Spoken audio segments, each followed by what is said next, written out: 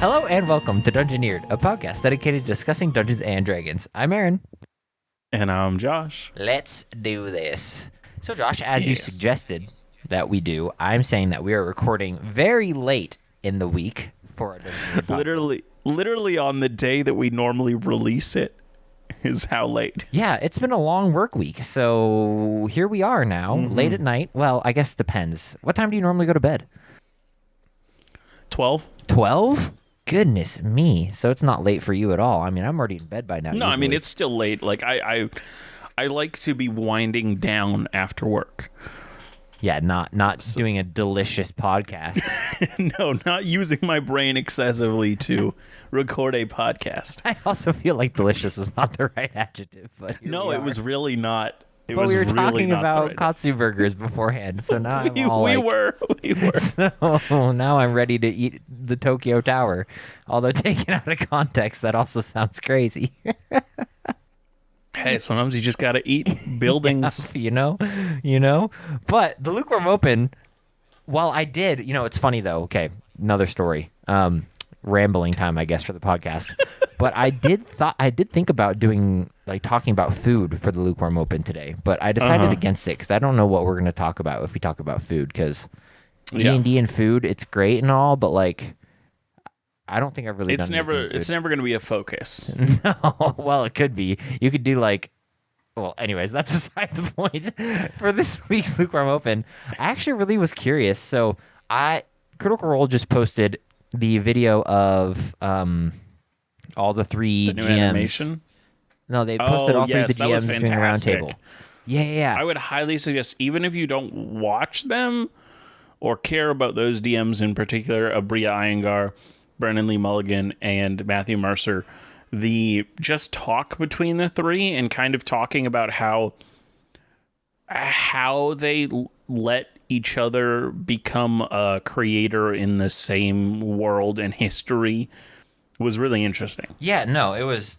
I don't know. I really love listening.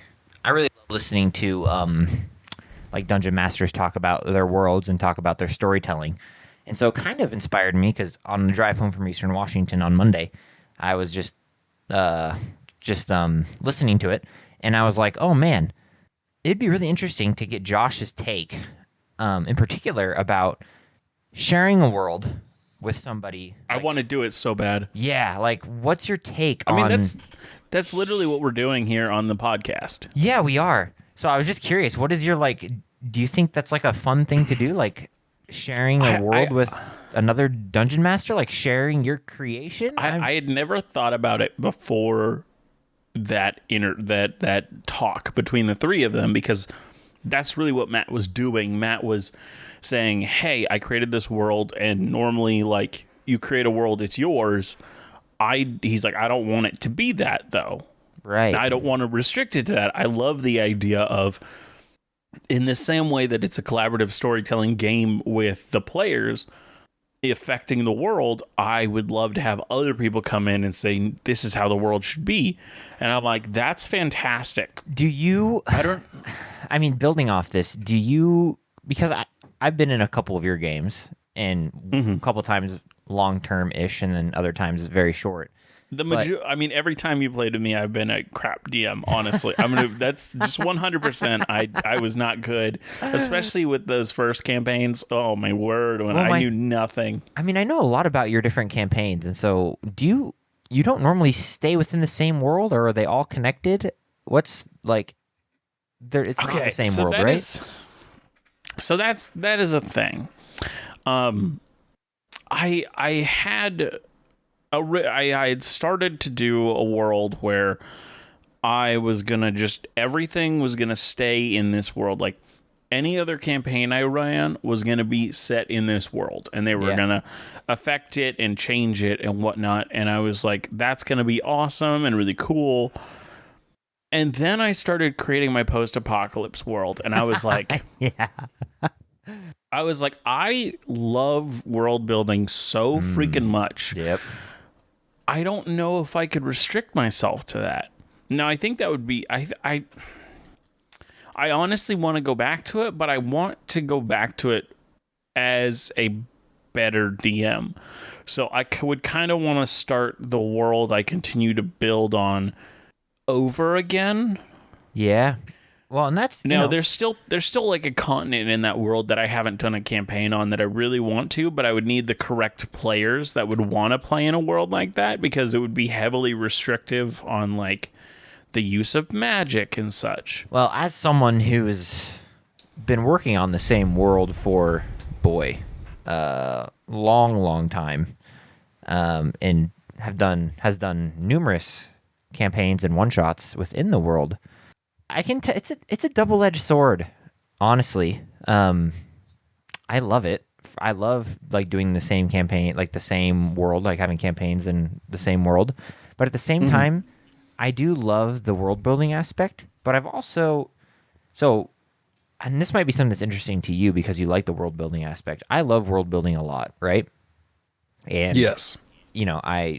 It's like that character creation syndrome that I have, where I just want to create a character with a backstory. I'm the same Yes. way. I'm the same way with world building. So I've kind of tailored my world to fill that void, so to speak, where I've made a world, which I guess, my players don't really know too much about, but I've made a world where the possibilities are endless for expansion, or, I mean, not entirely endless, but there's a lot. I mean, I could never finish it within my lifetime, right?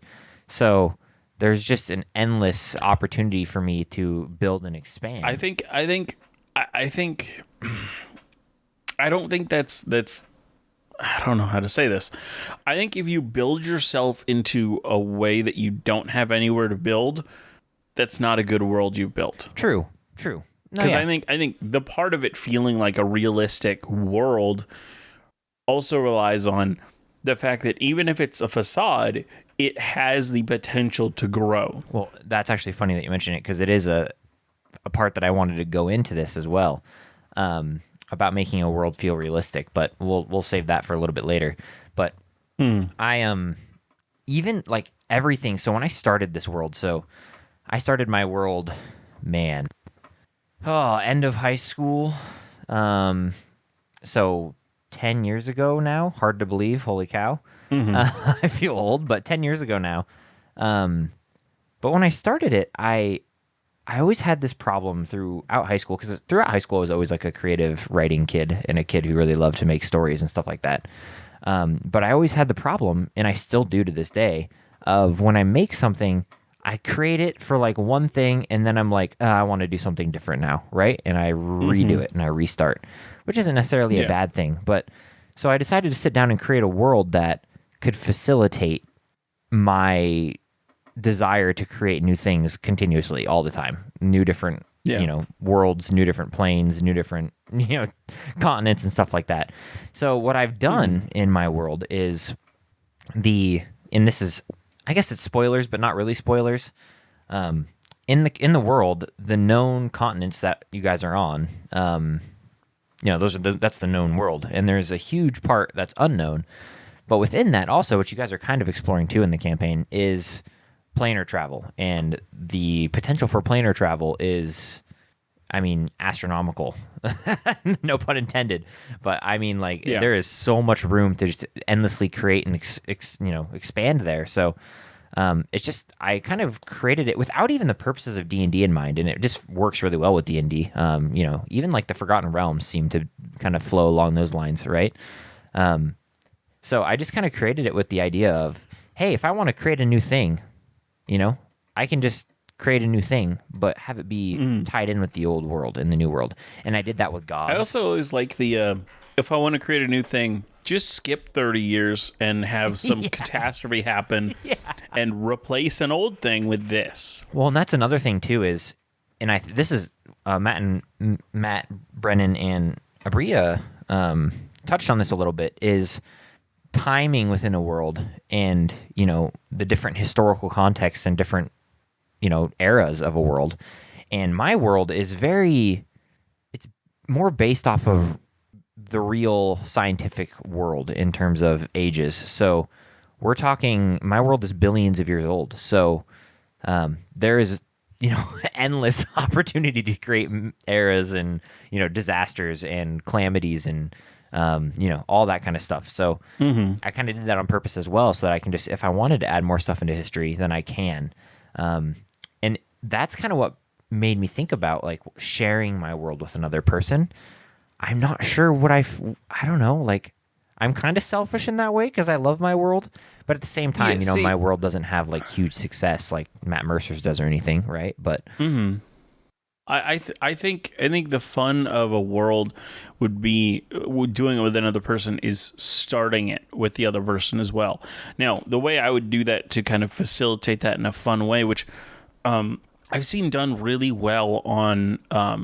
So one of my favorite D&D shows is a podcast that I was actually introduced to by Griffin McElroy on one of his podcasts. He talked about that he loved this podcast, and I was like, I'd never heard of that podcast. So I went and looked it up, and I have fallen in love. The characters, the players are all incredible. The DM is amazing.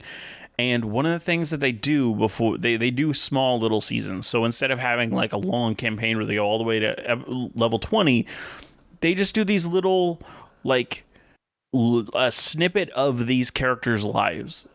This isn't the character going all the way to death. This is just the character doing this big moment, being involved in this big thing. And they always start the first episode of the season with a let's create the world together. So the players and the DM create the world, and then sometimes the DM like carries it forward 30 years. So he still has a lot of world creation to do of what changes in those years, but the world is built together. Yeah. And it's so cool and done so well that I've fallen in love with it. And I wanted to, like, sometimes they play a game.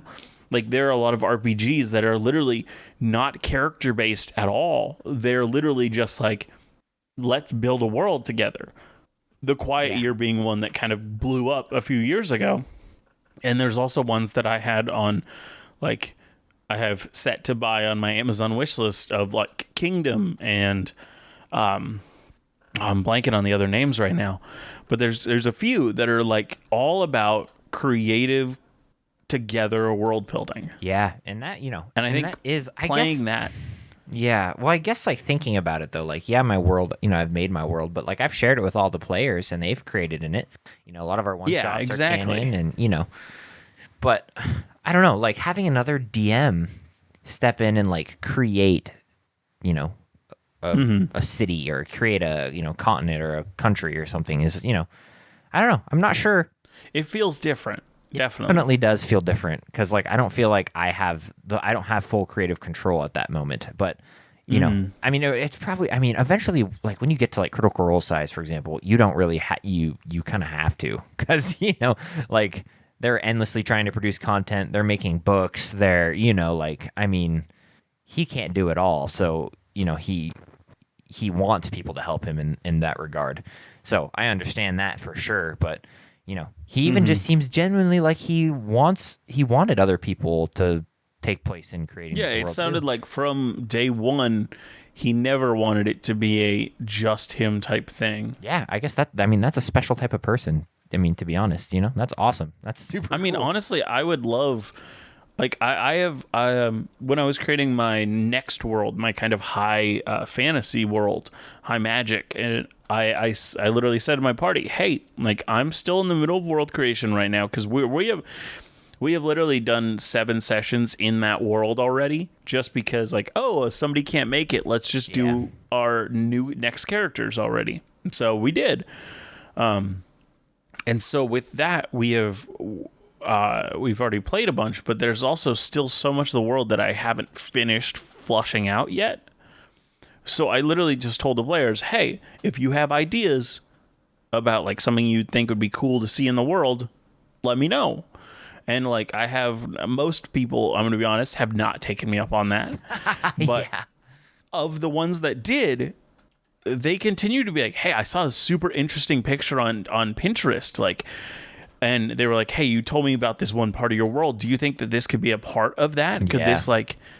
And I'm like, very much so. That would be perfect. And like, that's so cool and awesome. And so like when it'll be a while, but when we see that, or if even if we don't see it, I think they're gonna like want their character to walk over to that area of the world. Yeah, and experience because they created something there. And so it'll kind of create this like want to explore more of what you've made because you've allowed them in. Well, you know what would be fun too, kind of talking about this, and I don't know if you were on the same page, but it might be fun to, you know, we do different seasons on the show of different worlds and creating new worlds and things like that, but it might be fun to create a world together and, you know, maybe run a game in it.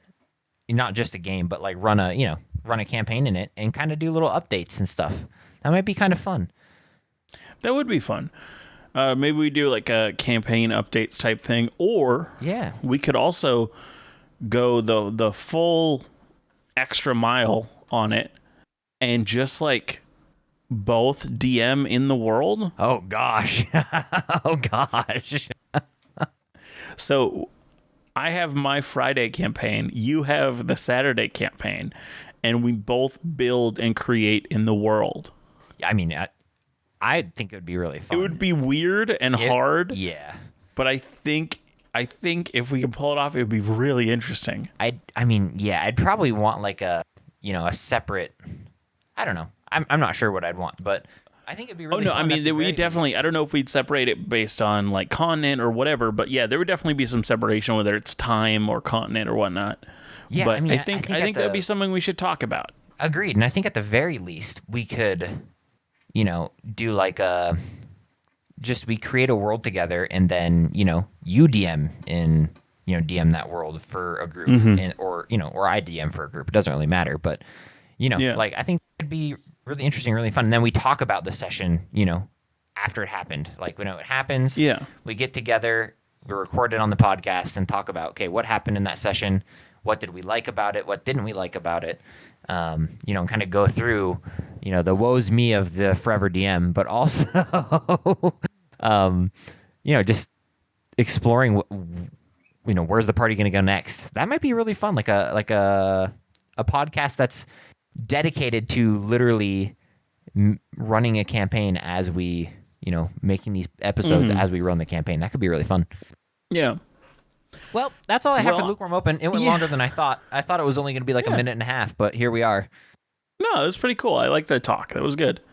Well, what was the lead up that I've given you for this topic, Aaron? Oh, What did I tell you? Something about a strange name, the weirdest name of all time, maybe, perhaps. I said some of the best name. See, I just equate best as strange when we're talking about names. Okay. This is one of the gods in the Forgotten Realms. Now, so this week we are continuing to build our pantheon for our world that we are creating in season 5.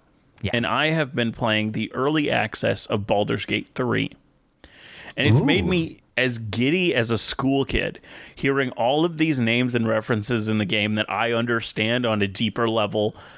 And most of the gods and such that they mention already in the game, we've talked about. Like, I heard like 6 of them, and I'm like, I think I've done an episode on that. I've done an episode on that. I've done an episode of that.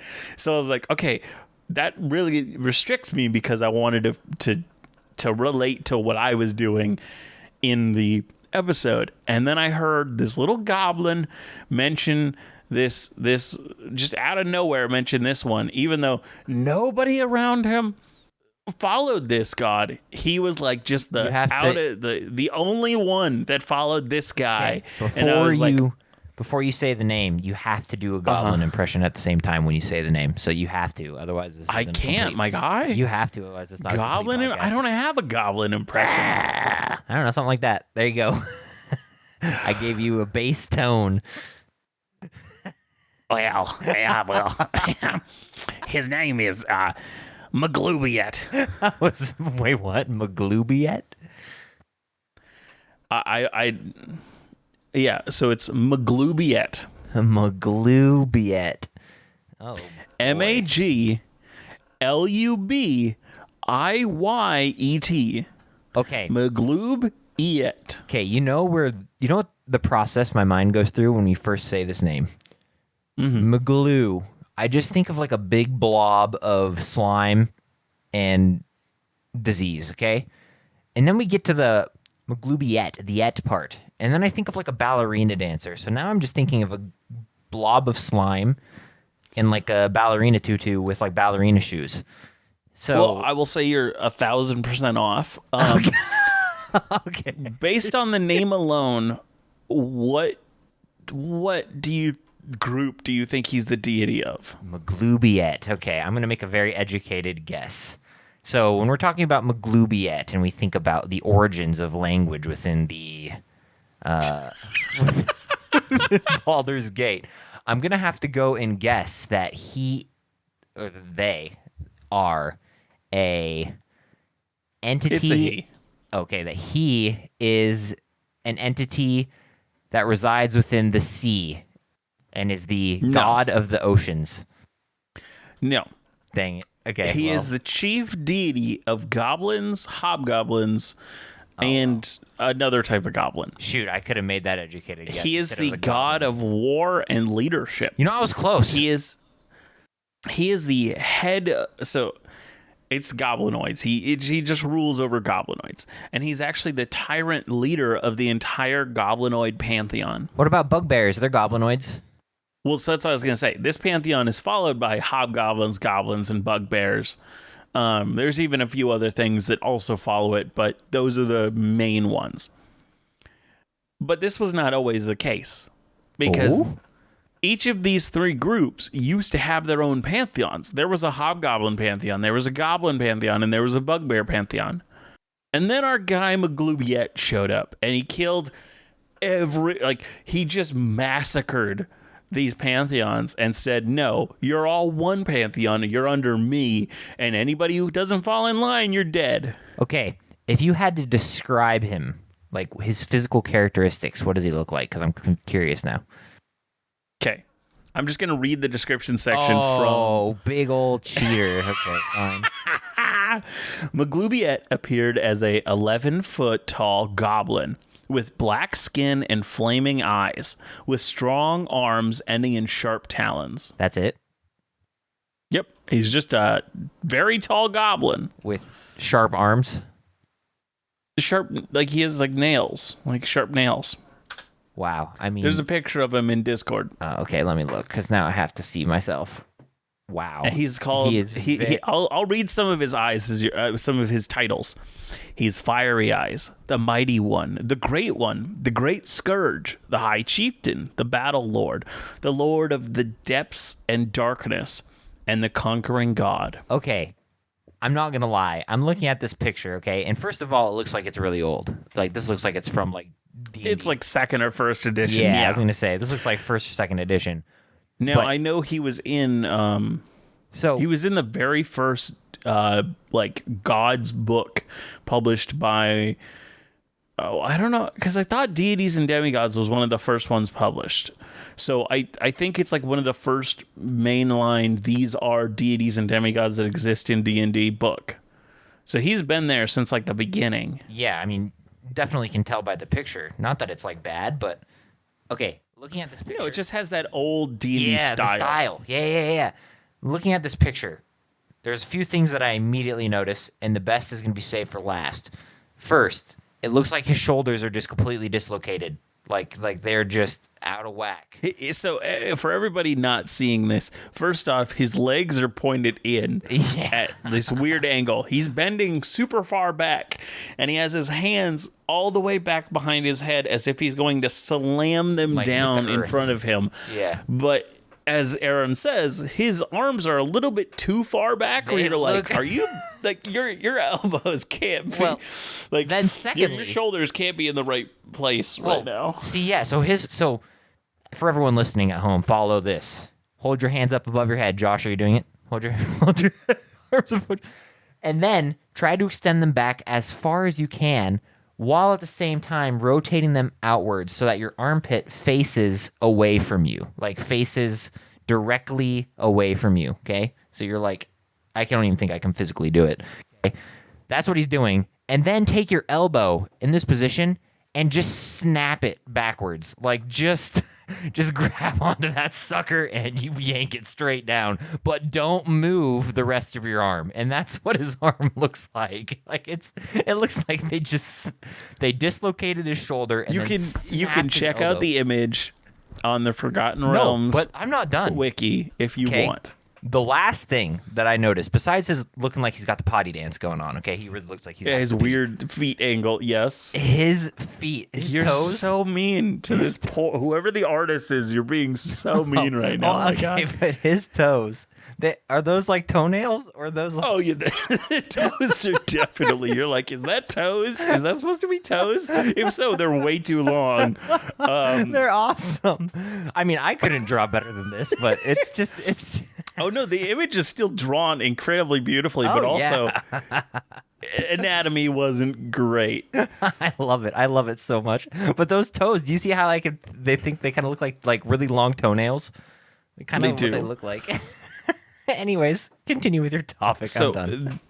This guy we're just making fun of is a mass murderer of of gods. I'm sorry, Glueback. He killed all but one god, called Nilbog. Now, Nilbog is goblin backwards, and Nilbog. No, wait, no, really? Nilbog.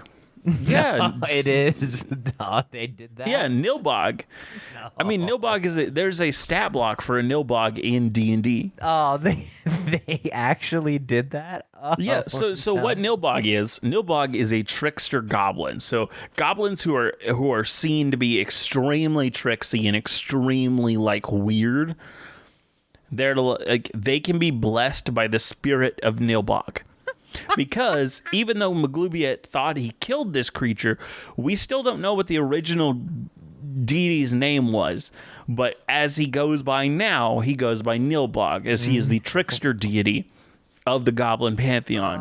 What he has done is he's split his soul into a bunch of different pieces, and whenever a goblin shows true promise, his soul partially possesses them and gives them great power. Boy, if that's not the best god I've ever seen in my entire life, I really don't know what is. Nilbog, goblin trickster god, is just it's just too good to be true. See, now I gotta pull up a picture of a Nilbog because you don't know what those are. Are they like monsters in D&D, or are they like... Yeah, it's just a type of goblin that you could throw at your party. Man, I must just not know, or I don't read the monster manual, or... There you go. Oh, it's literally... I know this picture. Yeah, I'm sure you've seen them. They're just like a goblin wearing purple robes. That's what it is. So it's a goblin that is possessed by the goblin god of pranksters in trickery. So good. It's so good. It's so good. Anyways, continue on with your story. Now, Maglubiyet, as I said, is a god of war and leadership. This extended into his history and his realm. For his realm was on Acheron, known as the infinite battlefield of Acheron. It is a realm full of large geometric blocks the size of continents that float and collide. When they collide, people walk from one to another as they collide with not much force. On Acheron, Maglubiyet leads a constant war of his goblins and hobgoblins and wargs that reside in his domain upon the first layer of Acheron against the orcs and the orcish pantheon, which also resides on that layer of Acheron. Ooh, that's got to be bloody. Yeah, for sure. Now, when he took over, things weren't smooth.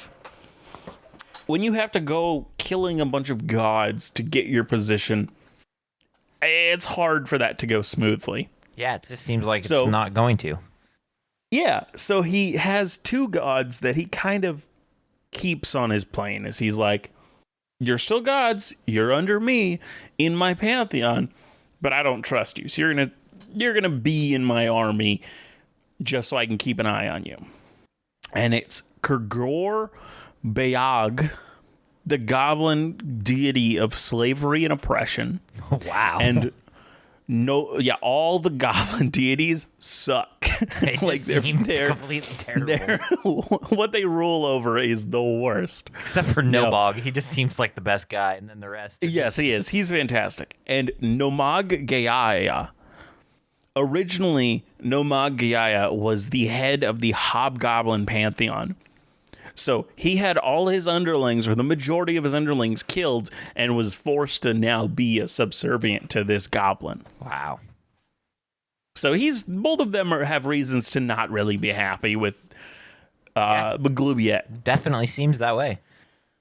They're kept there not just as servants, but he also, as I said, doesn't trust them. Now, Nomag-Gaiaya was one of the hobgoblin deities that were massacred by Maglubiyet, and he is the deity of warfare and authority.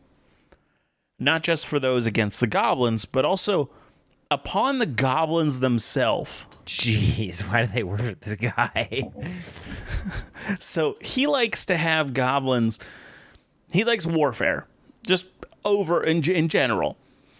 And so it doesn't matter if that's goblins versus someone else or goblins versus other goblins. Oh, no. He just wants it to happen. Now, the other, Kurgor Bayag, was one of the few remaining from the original goblin pantheon and was the god, as I said, of oppression and slavery and social order. So how oppression, slavery, and then social order. Those are just in tandem, I guess. In tandem. I'm just gonna pull up other members of the Goblin Pantheon just so I can show you. I'm not lying when I say they are rough. Oh wow, the first one I picked was not a bad guy. Here we go. Okay, so we got. I don't know how to say this. Name pronunciation with Josh. Krugek. No, Krugek was one of the chief deities of bugbears and is the god of ambush, violence, and combat. Jeez. They're all just like god of combat, now, god of death, we got god of chaos, Grankul, who's the god of hunting and cunning. Oh, hey, that's so like not a too little bad. bit better. And then the guy who I didn't know existed until this moment, he's only a lesser deity, is Bargraviek, who is the goblin deity of unity and cooperation. Aww. What? They actually have a good guy. Now, I do have to show you the picture of Krugek from the Forgotten Realms wiki because this is clearly first edition and I love it. He's so good. I love this reminds me. Krugek. Did you read the book of Where the Wild Things Are? It does look like Where the Wild Things Are, but if they were like vampires as well. Yeah, vampire Where the Wild Things Are with clubs. You have this guy. I love him. I want Krugek, and he's a god in every one of my worlds from now on. Krugek. Everyone else is going to have like these. I always find beautiful images for all my gods so I can be like, look at this is what the god looks like. And then we got Krugek's image, which is just going to be that. And it's so good. Great. I'm sorry. I'm getting off track here. Now, these gods of his own pantheon hate him. Just imagine what the other pantheons think. The Elven pantheon has been mentioned multiple times of despising and hating Maglubiyet. I'm not going to lie. I probably would too if I was an elven deity. Yeah. Now, this horrible god had a family, and we know of 2 sons that he had. Oh, great. As goblins are wont to do, though, he began to see them as threats and thinking that they were coming for him, his power. And so he took action and began to send his kids on incredibly dangerous suicide missions against the orcs, till eventually they didn't return. Oh, no. It's so bad. So overall, this goblin deity is just the worst. This extended, of course, into his forms of worship. It's like if Darth Plagueis the Wise, didn't teach his apprentice everything he knew. Even the power to, bring prevent people back. someone's from death. Yeah.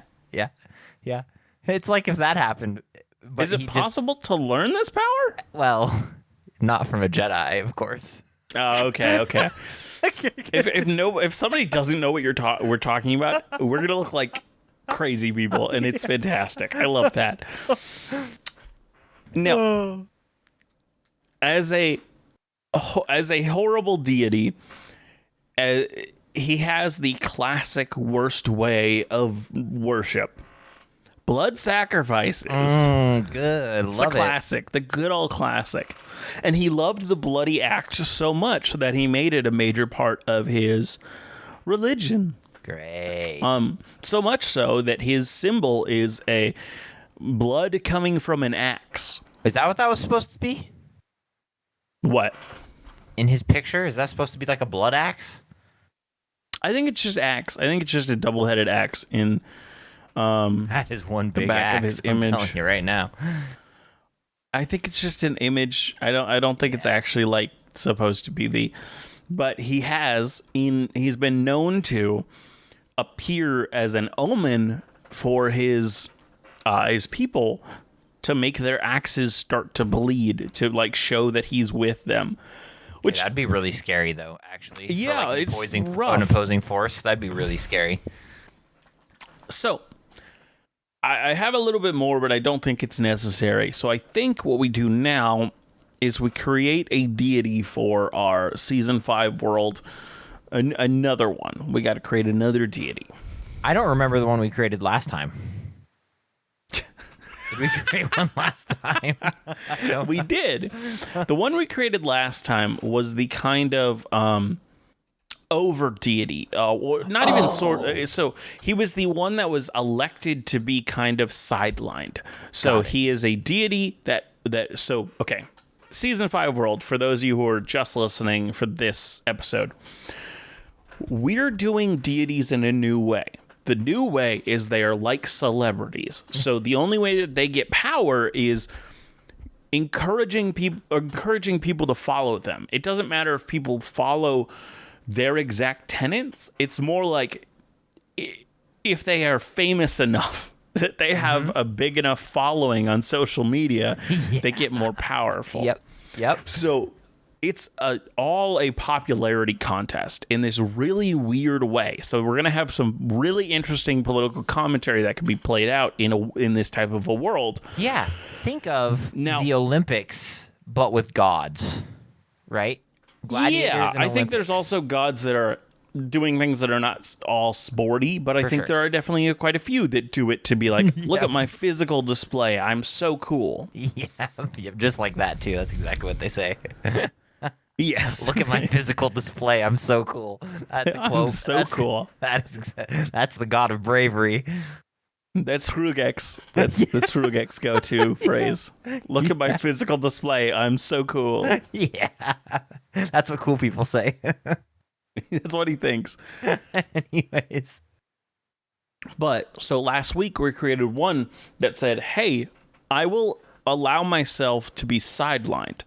So I'm not going to compete in any of these tournaments. My whole thing is I'm going to rule and make sure that they are fair.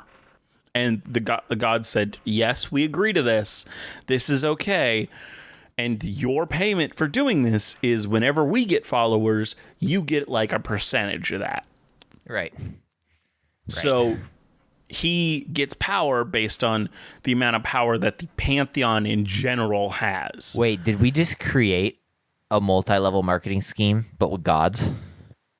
We did, didn't we? Sort of. Well, I guess it's only a one-tier But one. it's never. Yeah, it's never gonna get deeper than this, though. Yeah. Still love it though. So, this week we're gonna create another god or maybe gods. Where do you want to start with this, Aaron? Oh man, the world is our oyster. Oh boy. I don't think we made it an oyster. I mean, we could. It could literally all be happening on an oyster if we wanted to. That would be a weird world idea. What if? Anyways, no. Okay. I was just thinking, what if the world was the god, and like the world, he built the world on his back? That could be fun. Anyways, I don't know. What are you thinking? Do we want to make Well, okay. I need to know though too before we even continue. Like, how was this world created? Did we even talk about like how they made it? Was it just like, did the gods just always exist, or did somebody create the gods? What are we thinking there? So I don't I even know think if we the did that. gods together created a safe place where they could have these beings that would follow them. So they created like this really basic planet. They didn't realize all the stuff that it takes to sustain this type of people. So they didn't have a lot of the stuff that they have now. So they didn't have lakes, they didn't have oceans, they didn't have stuff like that. And what they started to do is, because this was one of the things that set our whole like idea off of this is what we want to create, is that we wanted to have a world that was literally created or shaped by fights that the gods were having. Yeah. So they were literally like, as they're having these strength competitions, they're moving massive amounts of earth back and forth to the point where they're creating these large mountain ranges where they had these large battles and such. So are we just saying that the gods have like always existed? Is that kind of what we're going with? Like they've just Yes. and then they decided they wanted to create a place to display their prowess and to create worshipers, and then through this process of displaying their glory, they have created a whole entire world. Mm-hmm. Love it. Okay, deities. So everything would be like slightly named after the event that caused it. So all lakes would be like the impact of yada yada or stuff like that. Okay, what are we thinking for deity today? What are we thinking? Are we thinking? Oh, well, how many are we gonna make? First of all, are we gonna make a lot? Or are we gonna leave it more like a few? And then, because I mean, we could go on and on and on, right? Creating gods. So I think this is something to figure out how we want the world to feel. Do we want it to be like 23 super fleshed out gods, or do we want it to be like 100 sort of fleshed out gods? Boy, that's a really good question. I like both of the ideas equally, to be honest. Really, there's an appeal to having like 20 really, really fleshed out gods that the party can interact with. But there's also an appeal of having, a bunch that are all doing these different acts. I'm leaning towards... I think let's have the 20 super fleshed out, and then have like, as I think we already talked about this, having like lower tier gods. Yes.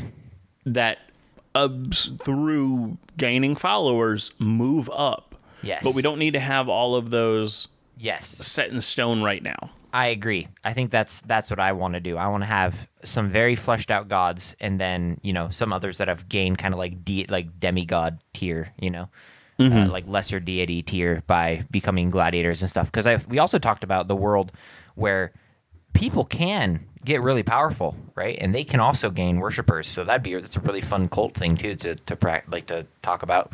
But so they can also do this as well. So I think that'd be really, really fun. So okay. Deity. I think we got to do, first and foremost, we've been talking a lot about gladiators. We just had a god of war and death and destruction and doom. So I think we need to make, like, Sir Evil himself. Like we're talking, like, knight, like Sauron, like, figure who, like, steps into the arena and is just an intimidating force of doom. I think we need... I like to think that he's, like, actually, like, a super sweet guy. But like this is the persona he plays as a celebrity to like get followers. Now that's an interesting thing. Because his whole thing is I got to get followers, and he wasn't finding any success until he found his niche, which is I have a incredibly scary face, so I play this up. I get creepy followers, yes, but it's better than not having followers. Oh, okay, I love it. I love this.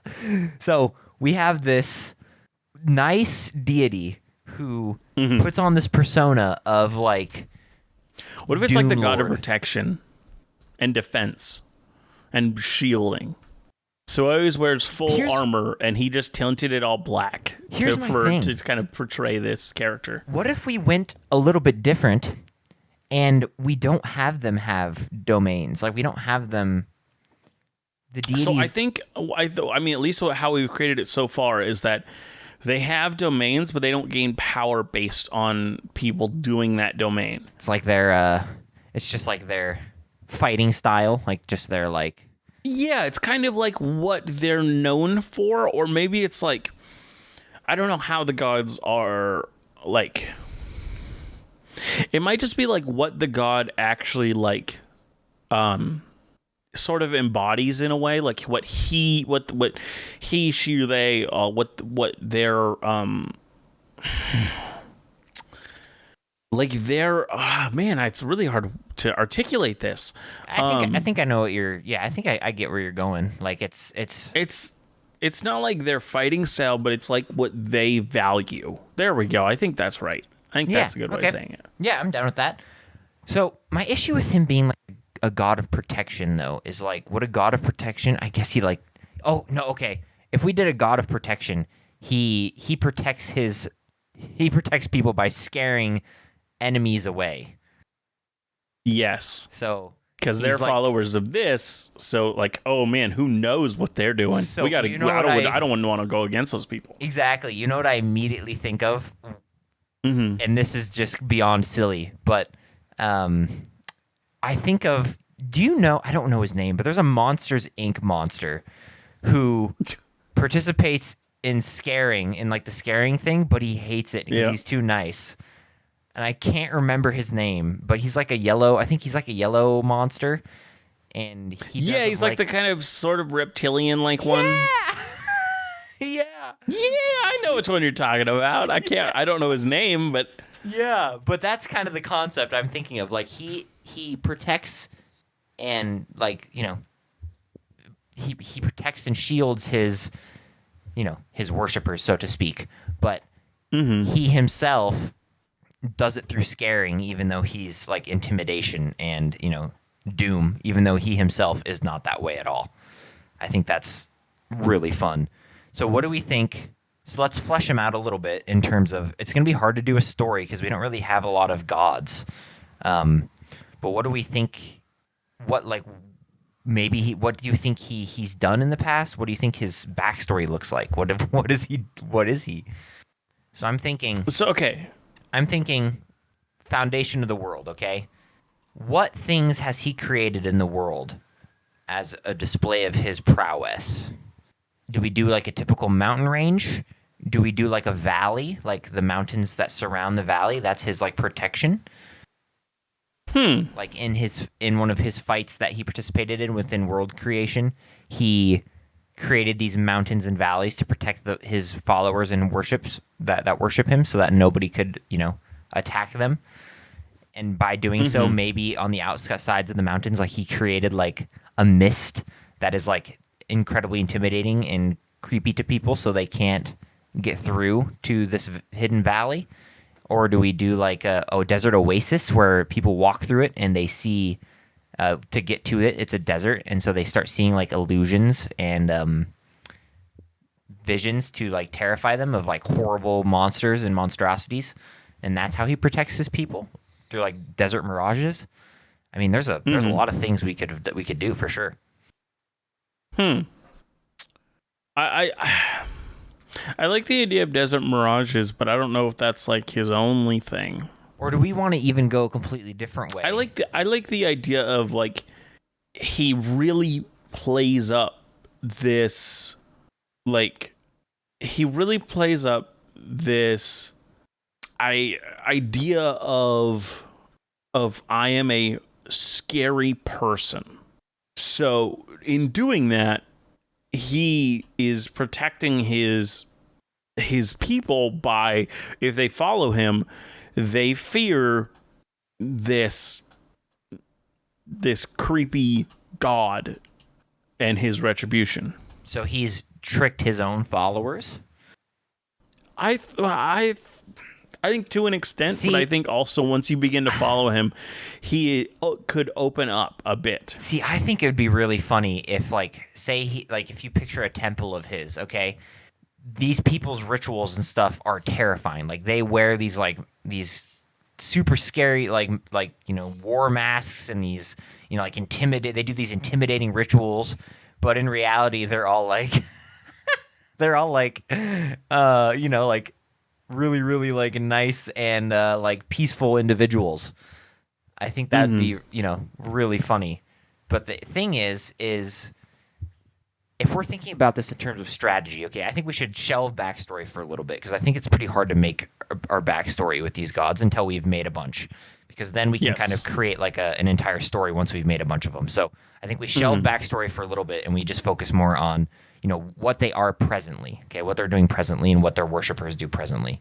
And I think if we talk about like what he does presently, do we want to go with his followers act like him and they kind of like share his personality? So like, like these individuals who are kind and, protective, or do we go with they're terrified of him and that's why they worship him?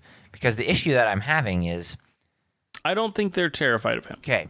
Because this is a game, right? We have this whole game going on where we're trying to make as many followers as we can, right? His persona is, I am scary, and a god of doom. So I think the reason he went for this, he went for the normal people before, and he just found that he didn't have a thing, like a little niche that people wanted. So he tried and tried and tried as himself to get followers. And he realized there was a major market of creepy people that don't have a good god. Like, they don't have someone that they actually want to follow. Like, maybe the ones that are being, like, over the top, or even maybe killing their followers, or just doing these things. And he's like, hey, that's an untapped market over there. See, I should try appealing to that. Yeah, I like the idea of he just totally embraces it. He embraces this like doom aesthetic. But like if you had a post-game interview with him, right? Say he's just finished beating, the god of bravery or whatever, and I like to use that example, but let's just say he did that and he has like a post-game interview. He's like super nice and like like, he's like, no, well, hey pal, he had a good fight. He did a good job. He couldn't beat me, but like he tried, and like that's really all we can hope for out there. I'm thinking like, and I'm thinking like a Po from Kung Fu Panda, just like a very Do you find Po scary? No. I'm saying his personality is like Po, kind of like this airheady, fun, and nice personality. He's a himbo. Yeah, exactly. Yeah. I love this idea of this scary god, or at least looks scary god, that is actually a himbo. Yes. That is so good. Yes, that's exactly the word I'm looking for. He is a himbo. And he just like embraces the Now, persona. We did just call Po from Kung Fu Panda a himbo. But I think that's glorious. Like he knows that this is his persona, and his followers know this is his persona. So I picture like group in the stands, right? All wearing this like horrifying like masks and armor and even like, like weird piercings and tattoos that are just terrifying. But all of them are like, himbo's number one, like I think it would be so good. I think it'd be so great. Like those are his like deepest fans, like you would go to like a football game and have people who were, for the Green Bay Packers wearing a cheese head, right? Like that. Now, Mike, I have two questions for you. Okay. I don't know how I bring this up correctly. There is two like ways that you can have this be this group.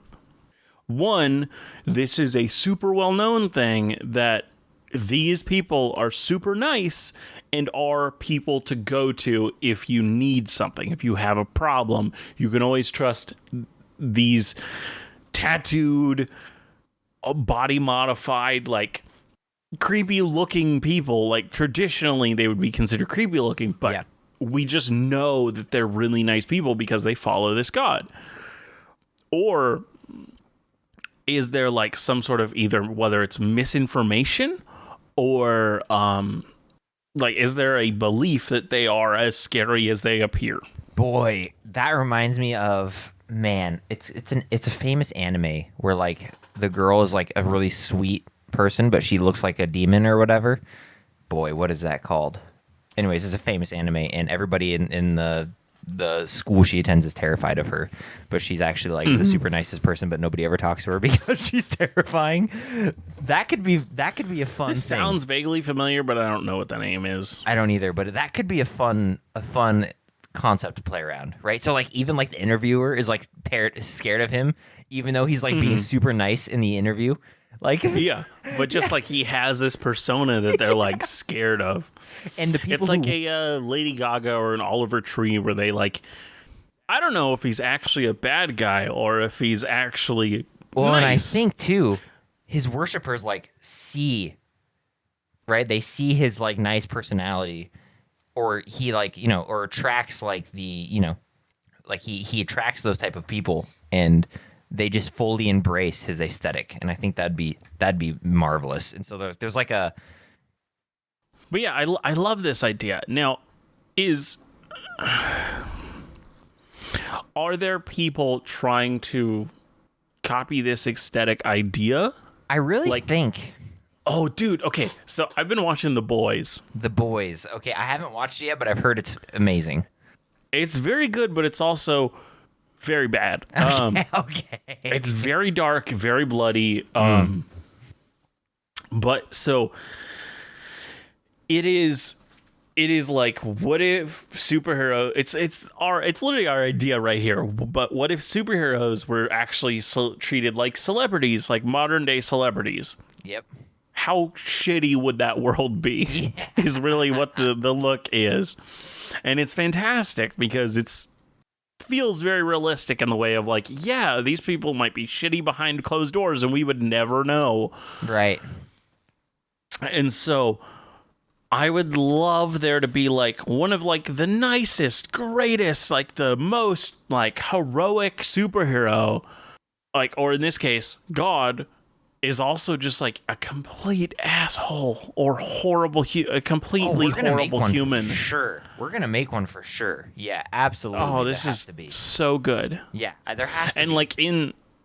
like in the Boys, it's literally the Superman like character, like the one who has like the most power. Like Superman is the worst human being in the world. Well, I think we're gonna have to make that character, and I can already picture him like he's like he walks down the street and like everybody's like, oh my gosh, like, and he's like this Prince Charming, but in reality he's just a total jerk.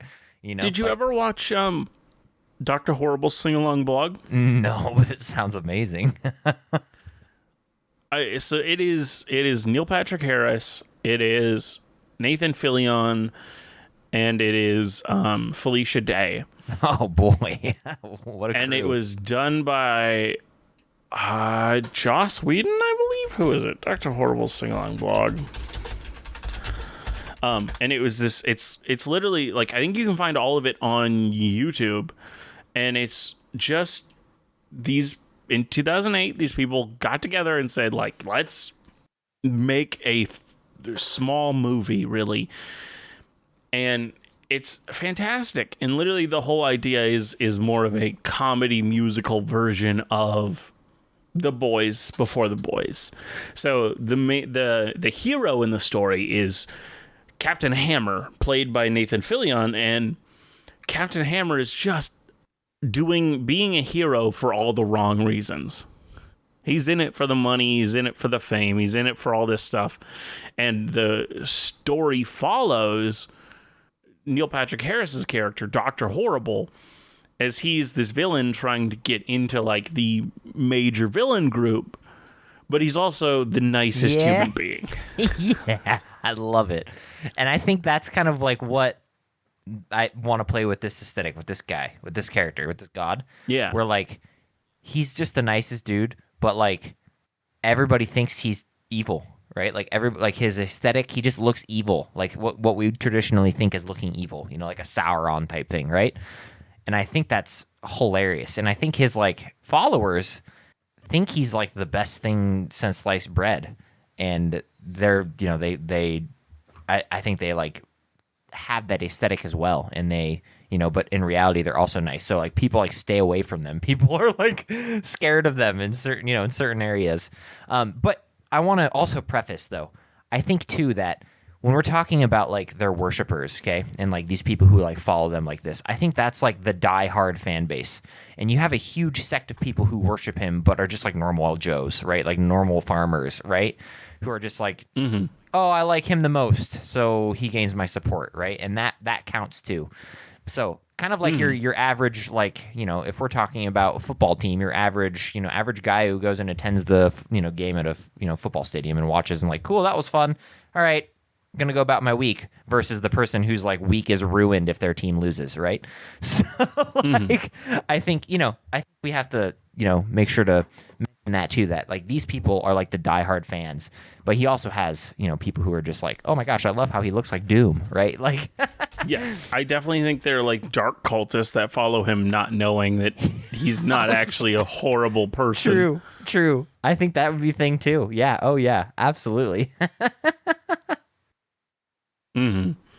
Man, okay. This is fantastic. I love this. Like, when the party's like first introduced to him, like say they're going to like their first, like game, and they see him walking down the street and like everybody moves out of the way, right? And like the reporter, like the person who's trying to interview him is like standing way far back trying to ask him questions. Or standing up close and like shaking. Yeah, exactly. So like he... whereas... I would love to think like he reaches a hand out and it puts it on their shoulder and is like, no, it's okay, and like casts like calm motions and is like, oh, here's a cookie, and like pulls out like this fresh baked cookie, or like here's a dumpling. Yeah, like no, I love it. He's like the sweetest person, and they're just like scared out of their mind. Yeah. Whereas like you have like our the person I think we should create next in next week's episode, where we have like Prince Charming who walks down and like his bodyguards have to hold people back from like swarming him and like, oh my gosh, but he's like actually a total jerk, Yeah, absolutely. Okay, love it. So I think we've made it this week. Yep. This is episode 90 of What have we done to Dungeoneered? What have we done? It's so good. I love this. It's so good. Episode 90 of Dungeoneered. It's going to come out a day late and not $1 short. We should do more. As I'm going to probably edit it tomorrow morning and just try and get it out before I go to work. We'll see. We should do more late night crazy ones, because boy, this session was all over the place. It really was. I mean, I enjoyed this, but also, yeah, agreed. Well, I mean, I'm also listening to the just craziest song right now, which can't be helping my mental health. It's what I'm just gonna go on I'm just gonna tell everybody about this because it's fantastic. There's an amazing person on YouTube called Louis Zhang, and Louis Zhang does a bunch of things. I originally found him because he did My Brother and Me animatics, but he's also an incredibly talented musician. And you're listening to one of his songs. That's insane. No. I mean, so first I listened to his song, which was just, it's so good, called Signal/Noise, which was so good. But the one I'm listening to right now, which is just bundles of chaos in the best way possible, it came out December 31st, 2020. It's a virtual toad choir singing Auld Lang Syne. You showed me this. And I just felt like it, and it's given me this chaotic energy. Believe it or not, I'm listening to very calming piano music and a rain in the background, and it has not helped me stay focused at all. Well, after this chaotic and falling apart ending. Yeah. If you would like to reach out and talk to us, you can email us at dungeoneered@hotmail.com. We also have a Twitter. We'd love to hear if you have like ideas for topics or lukewarm opens, or just want to talk to us about something cool you made, or or I don't know, just hit us up. We'd love to hear from fans and talk to you guys. Give us fun god ideas. Yeah, fun god ideas right now would be really cool. If you have like, oh man, they're really cool. If you did a god of this that was weird because he was actually like this, we'd love to hear all that. That'd be yes, cool. that is exactly what you should write. That is exactly what. Just copy paste that into an email. He was like this, but he was actually should have been like this. Don't. Oh, and then we okay. make the god of this or that. Anyways, sorry. Continue. You can also, if you listen to us on any podcasting apps that have ratings and reviews, even though this episode was a little crazy, if you give us a good review, it really helps the show by showing you're engaging in more ways than just one, and also kind of brings us to more of the forefront of hey, look, this stuff's going on, and the app will want to promote us. Anything else you think you can add, Aaron? No, I don't think so. I think we're all good here. Cool. Well, thank you all for listening to episode 90.